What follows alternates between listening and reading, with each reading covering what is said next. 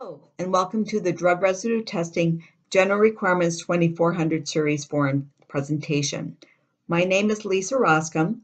I'm one of the Laboratory Evaluation Officers for the Division of Food and Recreational Safety in the Wisconsin Department of Agriculture, Trade, and Consumer Protection. This is the second presentation. If you have not already watched the first presentation, Program Requirements, I ask that you do so before you watch this one. Let us begin. Let's first talk about the work area and storage space. Well, you need ample work and storage space, and the area must be neat, clean, and orderly. We also want the area to be well ventilated and temperature controlled. So make sure it is not too hot and not too cold. Make sure you are running your test in the temperature that is specified by the test kit manufacturer. And also make sure you have humidity under control, because humidity is a concern with several of these tests. There also needs to be adequate lighting. So at least 50-foot candles, preferably 100-foot candles is suggested. The placement of the lighting is important. You want to make sure the lighting is over your testing area and not behind you. So analysts must not work in their own shadow. Now, the first piece of equipment that we're going to talk about is our NCIMS traceable thermometer, or our reference thermometer. This thermometer must come with a certificate showing that it's been calibrated at least 3 temperature points. It also must be checked at ice point annually. It must cover the appropriate range of temperatures measured. So if you're using a freezer and you're checking your freezer thermometers with this NCIMS thermometer, it needs to go to at least minus 15 degrees Celsius or below. The NCIMS thermometer must be graduated in 1-degree increments for screening labs and half-degree increments for certified labs. Our working thermometers, the ones we use every day, or in-use thermometers, are thermometers like our sample thermometer, our incubator thermometer, refrigerator, and freezer thermometers. These must be checked against that NCIMS traceable thermometer every 12 months, and they must be checked at the temperature of use. So if it's a refrigerator thermometer, it must be checked between 0 to 4.5 degrees Celsius. If it's an incubator thermometer for your charm incubator, it needs to be checked at 56 plus or minus 1 degree Celsius. And it must be accurate to plus or minus 1 degree Celsius. Now remember to document all the results, including the date of the check, the thermometer identification, the certified thermometer reading, the working thermometer reading, the correction factors, and the analyst identification. These thermometers must also be tagged, and they must be tagged with 4 things: the identification of the thermometer, the date of the check, the temperature it was checked at, and the correction factor. And remember, dial thermometers are not permitted in the laboratory. Now, thermometers can be calibrated at another location, but this testing must also be done annually, and the documentation of the calibration check must be kept at your lab. Thermometers are still tagged with the same 4 things: the identification, the date of the check, the temperature it was checked at, and the correction factor. Also, the lab during the calibration should send documentation of their NCIMS thermometer so you know it was checked against a certified thermometer. Some labs are using temperature monitoring systems, and this is continuous temperature monitoring, electronic monitoring, or a chart recorder. And this system records the temperature at a same or greater frequency as required for the mercury in glass or alcohol in glass thermometers. It is set to register an alert when it's out of acceptable temperature range, and if it's out of range for longer than 2 hours, you need to document corrective action. There needs to be a backup power source, and records must be available and accessible for auditing. You need to compare it against an accurate thermometer, and you need an annual accuracy check on this continuous temperature monitoring system. The next piece of equipment that we're going to talk about is our refrigerator. It must be size appropriate for your workload, because if it's too small, that will impede the airflow. So make sure that it is not too full of test kits or samples. It also needs to maintain samples at 0 to 4.5 degrees Celsius, and only controls, media, and reagents can be stored in this refrigerator, so no food or drink. You must record the temperature once a day for screening labs and twice a day in the AM and PM for certified labs. If the temperature is unacceptable, you need to record your corrective action. What did you do to correct the problem? Thermometers for this refrigerator must be located on the top and bottom shelves of use. So if you're using that crisper drawer, that's your bottom shelf of use. Also, thermometers must be immersed in liquid. Now, the freezer must also be sized appropriate for your workload and must maintain the temperature of minus 15 degrees Celsius or colder. In our freezer, we are storing our controls, our media, and our reagents, but no food or drink. Record the temperature once a day for screening labs and twice a day in the AM and PM for certified labs. Record any corrective action if the temperature is unacceptable. With a freezer, your thermometer bulb should be submerged in antifreeze liquid, not water. The next piece of equipment is our pipetters. And our fixed volume pipetters are used in our certified labs and sometimes in the screening labs, but they must be fixed volume. They must be etched or imprinted with an identification number and have proper tips used with a pipetter. So you want to make sure when you drop your sample that there is airspace in that pipette tip so you don't foul your pipetter. The tips do not need to be sterile, but they are single use. Pipetters need to be checked for accuracy every 6 months, either on-site or at another location, and make sure you maintain records of this check. Make sure you tag the pipetter with the date the accuracy check was done so you can easily see when it needs to be checked again. When doing this check, you need to do 10 individual weighings using a separate tip for each weighing, and the average must be within 5% of the specified volume. You're going to use deionized water at room temperature for this check. We also recommend that you have a spare for your certified labs, so when you send in your pipetter to be checked, you have another one to use. For checking the fixed volume pipetters, you will need a balance or a scale, which is sensitive appropriate to the use of your pipetter. So usually a 4-place balance, which is checked monthly with either ASTM 1, 2, or 3, or Class S or S1 weights. These weights need a certificate of accuracy, and the balance can be checked 30 days prior to the pipetter accuracy checks if all you're doing is doing pipette accuracy checks with this balance. The balance must be checked once a year by a qualified service representative. That's somebody coming from the outside into your facility to check your balance with records maintained. So next, let's talk about the tanker sample requirements. And there's a lot of requirements, as you can see from this slide.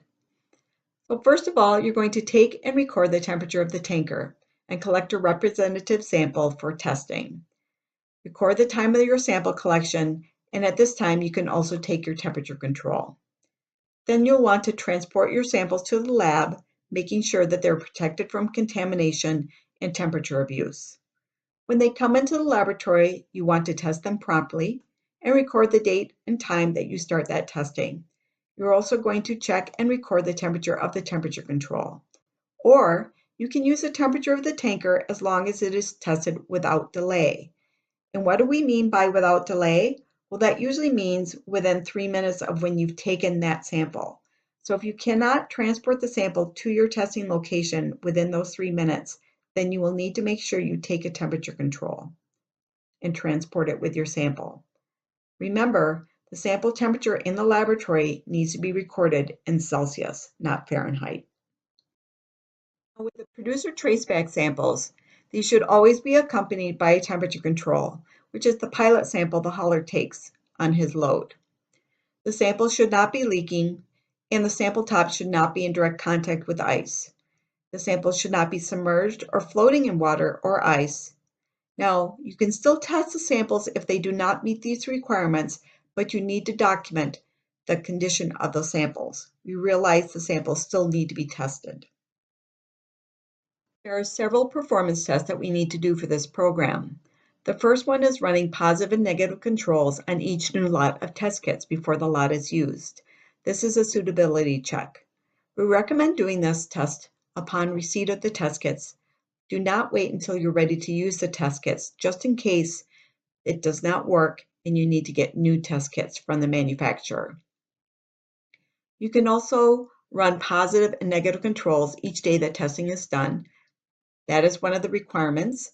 And the reader calibrator strips or check devices, if you're using a reader printer test, must also be run each day testing is performed. Make sure you rotate all analysts who are doing testing with these performance checks and maintain records for all performance testing. Now, for the initial testing of the tanker sample, the documentation must show the laboratory identification, the test method used, the sample identification, the date and time the testing was started, the test result, which is the numeric value or the color, and the interpretation, either not found or positive, as well as the analyst identification.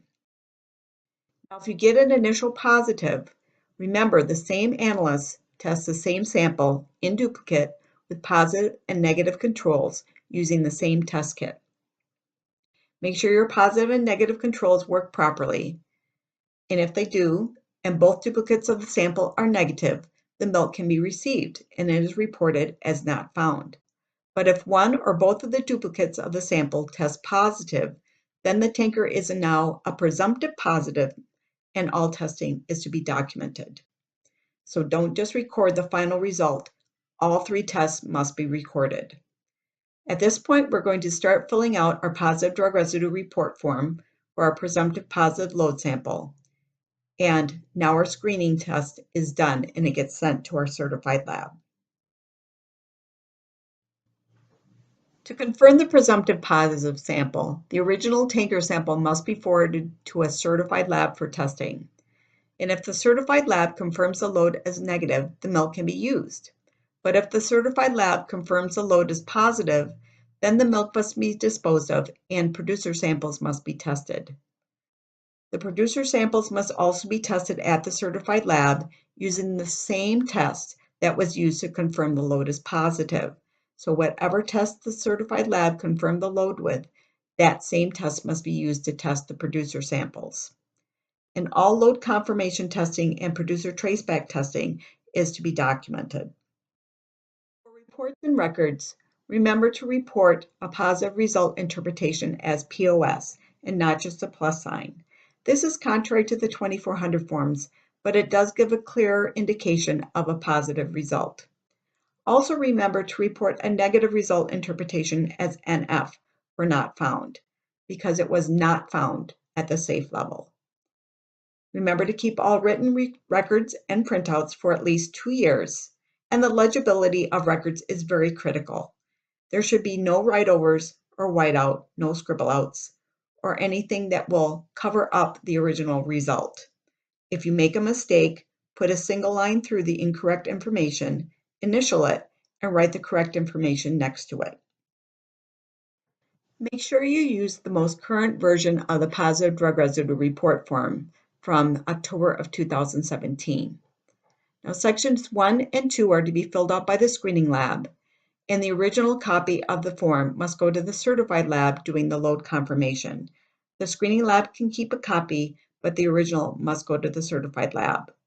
The certified lab will complete sections 3 and 5, and they will fill in the section 4 for the disposition of milk, and also complete section 6 when the negative recheck of the producer is done to resume shipping. This completed form must be forwarded to the Department of Ag when finished. Also important is that the heater block temperature is to be documented on each day of testing, which means the thermometer should be in your block when you're doing your testing. If you're using the Charm Easy Reader for incubating your test strips, then the Easy Printout is acceptable for the daily temperature documentation, but you'll need to make sure that the Charm thermometer is checked annually on your Easy Reader. The heater block needs to be level to make sure that your test strips are wicking properly. Also, the positive and negative control information should be documented, which means for the positive control, you need to record the lot number, the date it was made, and the expiration date. And for your negative control, you need to record your source, the date it was tested, and the expiration date. Now, for the source of the negative control, we're showing that that negative control has previously tested negative. So how will you do that? Well, the easiest way to do that is by using a previously tested load of milk. So once that load of milk has tested negative, it can be used for the negative control, and then you would just refer to your negative control as yesterday's load number 3. Those results can be easily reviewed by the laboratory evaluation officer or the dairy plant inspector. Make sure you have current safety data sheets for your test kits and positive control. Also, make sure you have the most current 2400 series form.